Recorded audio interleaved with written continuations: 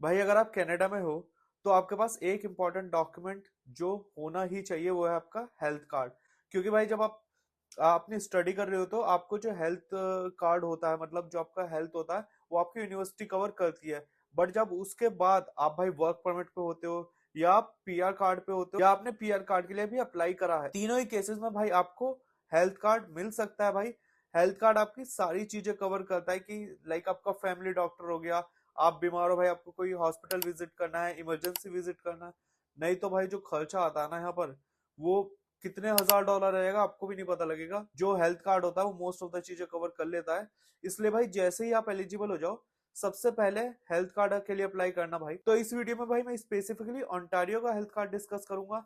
क्या उसमें आपको डॉक्यूमेंट्स चाहिए भाई, क्या पूरा प्रोसेस है, क्या आपको करना है भाई। ये फ्री ऑफ कॉस्ट होता है, आपको कोई फीस इसकी नहीं देनी है। और आप चाहे वर्क परमिट पे हो, चाहे आपके पास पीआर कार्ड मिल गया है, चाहे अभी आपने पीआर कार्ड के लिए अप्लाई करा है, आपको ये कार्ड मिल सकता है भाई। तो बिना देर कराया चलते हैं अपनी कंप्यूटर स्क्रीन पे। तो देखो ये अप्लाई करने के लिए आपके ओहिप कार्ड के लिए भाई, ओहिप कार्ड आपका क्या क्या कवर करता है कि भाई आपके फैमिली डॉक्टर की अपॉइंटमेंट हो गई, सारे वॉक इन हो गए कि अगर आपको कोई भी दिक्कत है तो वॉक इन कर सकते हो आप डॉक्टर के पास। इमरजेंसी रूम में जाने के लिए मेडिकल टेस्ट हो गए भाई, ये ऑलमोस्ट सारे मेडिकल टेस्ट कवर कर देते हैं, चाहे आपके विटामिन के हों, चाहे आपके कोई कोई सर्जरी वर्जरी कुछ भी है भाई, मोस्ट ऑफ द चीज ये कवर कर देते हैं। अगर भाई ये नहीं है ना आपके पास, ये समझ लो छोटी छोटी चीज के भी भाई आपके 500,000 डॉलर तो ऐसे लगेंगे पता भी नहीं लगेगा। अब कौन क्वालिफाई करता है भाई, आप क्वालिफाई करते हो भाई अगर आप वर्क परमिट पे हो या आप पीआर आपने अप्लाई करा है, आपका पीआर कार्ड नहीं आया है फिर भी एलिजिबल हो, और अगर आपका पीआर कार्ड आ चुका है तो फिर तो एलिजिबल हो ही भाई। अब इसे अप्लाई कैसे करना है भाई, मैं तीनों केसेस में बताऊंगा आप क्या क्या डॉक्यूमेंट दे सकते हो भाई। अप्लाई करने के लिए भाई आपको तीन सेपरेट मतलब तीन डॉक्यूमेंट्स चाहिए होते हैं, और आपको ये रजिस्ट्रेशन फॉर्म भरा हुआ होना चाहिए। अभी दिखा दो भाई। तीन डॉक्यूमेंट्स, आपका पहला डॉक्यूमेंट जो हो गया ओरिजिनल डॉक्यूमेंट जो आपको प्रूव करेगा कि भाई आपके पास या तो कैनेडियन सिटीजनशिप है या वही एलिजिबल इमिग्रेशन स्टेटस है, पीआर कार्ड और या फिर आपका वर्क परमिट।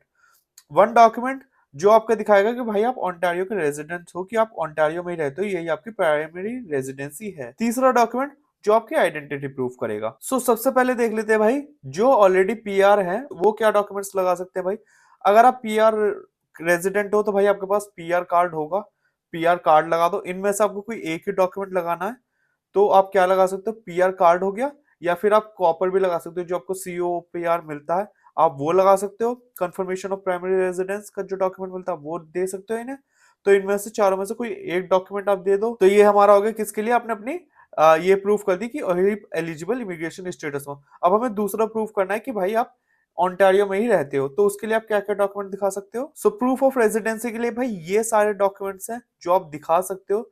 चाहे आपके पास ड्राइवर लाइसेंस है, या आपके पास ओंटारियो का फोटो कार्ड है, कॉलेज यूनिवर्सिटी की रिसिप्ट है, ओंटारियो मोटर व्हीकल परमिट, आपका utility bill, phone bill, credit card statement.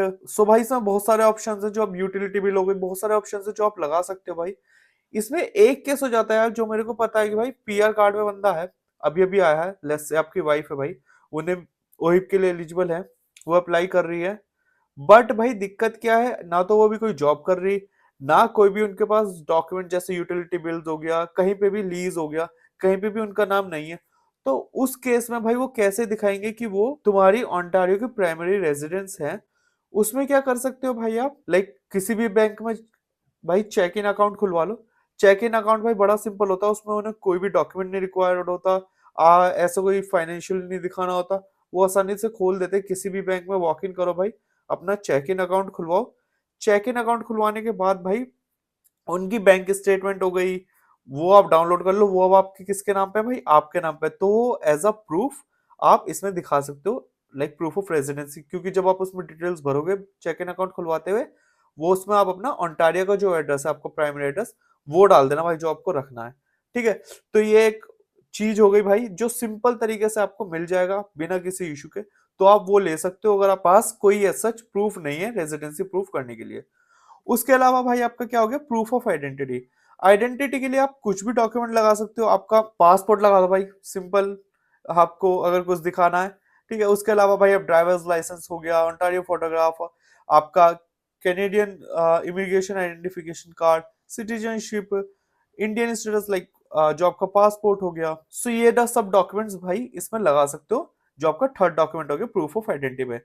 तो ये हो गया भाई जो आप अपना जो ऑलरेडी पीआर है उनके लिए ये 3 डॉक्यूमेंट हो गए। अब देखते हैं भाई जो एप्लीकेंट्स हैं पीआर रेजिडेंस के लिए, मतलब वो अप्लाई तो कर चुके हैं, अभी तक उनका पीआर कार्ड नहीं आया भाई। सो भाई जब आप पीआर अप्लाई करते हो ना उसके कुछ टाइम बाद आपके पास वहां आईआरसीसी से आपकी प्रोफाइल पे ही एक नोटिफिकेशन टाइप आती है कि एक लेटर आता है जिसमें होता है ये कि भाई आप इसके लिए मीट कर रहे हो, एलिजिबल हो। वो डॉक्यूमेंट भाई आप इसमें लगा सकते हो। एस जो आपका फर्स्ट डॉक्यूमेंट होता है उसमें आप वो लगा सकते हो। सेकंड डॉक्यूमेंट आपका प्रूफ ऑफ रेजिडेंसी जो आपके पास हो आप वो लगा देना, नहीं तो मैंने आपको सिंपल प्रोसेस बताया चेक इन अकाउंट वाला। थर्ड आपका पासपोर्ट हो गया। अब जो लास्ट आ जाता है कि अगर आप और किसी इमिग्रेशन पे स्टेटस पे, मतलब आपको वर्क परमिट, स्टडी परमिट वाले तो अप्लाई नहीं कर सकते हो भाई। स्टडी परमिट पे अगर आप होते हो मोस्टली जो आपका यूनिवर्सिटी होती है जहां पढ़ रहे हो वही कवर करती है भाई, उनका अपना होता है जिसकी आप ऑलरेडी फीस पे कर रहे हो। अगर आपको नहीं पता तो आप चेक कर लेना अपनी यूनिवर्सिटी के साथ।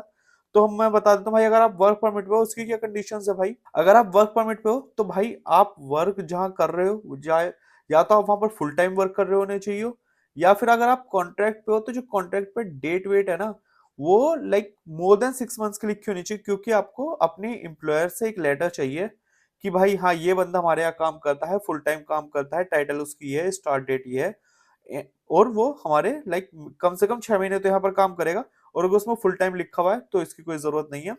सो भाई मतलब डॉक्यूमेंट की जरूरत है उस पे, ये 6 मंथ्स वाला क्राइटेरिया मैच की कोई जरूरत नहीं है।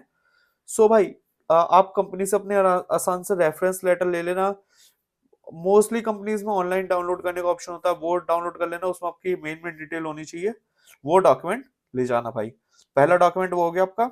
दूसरा आपका proof of residency. Proof of residency जैसे हमने डिस्कस करा, आप इनमें से कोई भी डॉक्यूमेंट लगा सकते हो। तीसरा आपकी प्रूफ ऑफ आइडेंटिटी, इनमें से कोई भी डॉक्यूमेंट लगा सकते हो आप। सो मोस्टली जो लगाते हैं भाई आपका, इसमें जो लगेगा भाई आपका, एक तो आपका एम्प्लॉयर से लेटर हो गया, एक आपका वर्क परमिट हो गया, तीसरा आपका कोई भी डीएल लगा दो या कोई और डॉक्यूमेंट जो है आपका जो आपकी प्रूफ ऑफ रेजिडेंसी करे, और चौथा आपका पासपोर्ट। तो इसमें 4 डॉक्यूमेंट लगेंगे अगर आप वर्क परमिट पे हो भाई। सो ये सारे जो डॉक्यूमेंट्स है भाई आपको ओरिजिनल लेके जाने हैं सर्विस ओंटारियो में। हर सिटी में भाई सर्विस ओंटारियो होता है, वहां पर आप अपॉइंट वॉक इन भी होता है। अगर आप वॉक इन कर रहे हो तो भाई सुबह के टाइम पे जाना, लाइक 10:30-11 बजे से पहले पहले, तो आपको ज्यादा टाइम नहीं बैठना पड़ेगा वहां पर, और आप अपने इसमें अपॉइंटमेंट भी बुक कर सकते हो। वो दिखा देता हूँ भाई क्या सिस्टम है उसका।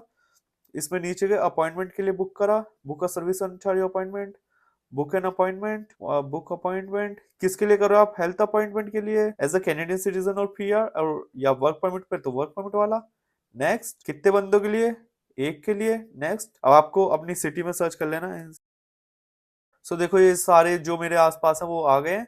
बुक अपॉइंटमेंट हियर, इसमें आपने अपना डेट जिस दिन आपको जाना है टाइम सेलेक्ट कर लिया, और उस टाइम पे मतलब 15 मिनट पहले वहां पर पहुंच गए। आपको ये सारे डॉक्यूमेंट्स लेके जाने हैं, उसके साथ आपको एक रजिस्ट्रेशन फॉर्म भी लेके जाना है भाई। आप वहां पर जाओगे, अगर आप यहाँ से नहीं लेके जाओगे तो वो आपको देंगे भरने के लिए, फिर आपको वहां पर भरना पड़ेगा, आपका टाइम वेस्ट होगा। तो आप घर से अपना भर के लेके जाओ उसे प्रॉपर। सो ये आपका रजिस्ट्रेशन फॉर्म डाउनलोड इंग्लिश। सो ये आपका डॉक्यूमेंट हो गया भाई। इसमें सारी डिटेल्स भरो, ये मतलब नॉर्मल ये है कि आपका लास्ट नेम, फर्स्ट नेम, कहाँ आप रहते हो, इसमें आपकी पर्सनल इन्फॉर्मेशन हो गई। सेक्शन टू बी कंप्लीटेड, जो नए बंदे हैं उनके उन्हें यहाँ पर भी डिटेल्स भरनी है कि कहाँ रह आप रहते हो। एग्रीमेंट, यहाँ पर आपका सिग्नेचर विग्नेचर हो गई, ये सब आपको भर देना है। ये फ्रेंच में हो गई, थर्ड पेज में आपको कुछ नहीं भरना है। तो आपको फर्स्ट और सेकंड पेज का प्रिंट आउट लेके निकाल के वो भी लेके जाना है। तो यही सारे डॉक्यूमेंट है भाई आपके। आपके ओरिजिनल डॉक्यूमेंट्स आपको सारे लेके जाने हैं। आप वहां पर जाओगे, ये रजिस्ट्रेशन फॉर्म भी भर के लेके जाओगे। आपका वहां पर नंबर आएगा भाई, नंबर लेके आपके वो बुलाएंगे, सब चीज चेक करेंगे, और आपको भाई हेल्थ कार्ड का एक पेपर दे देंगे।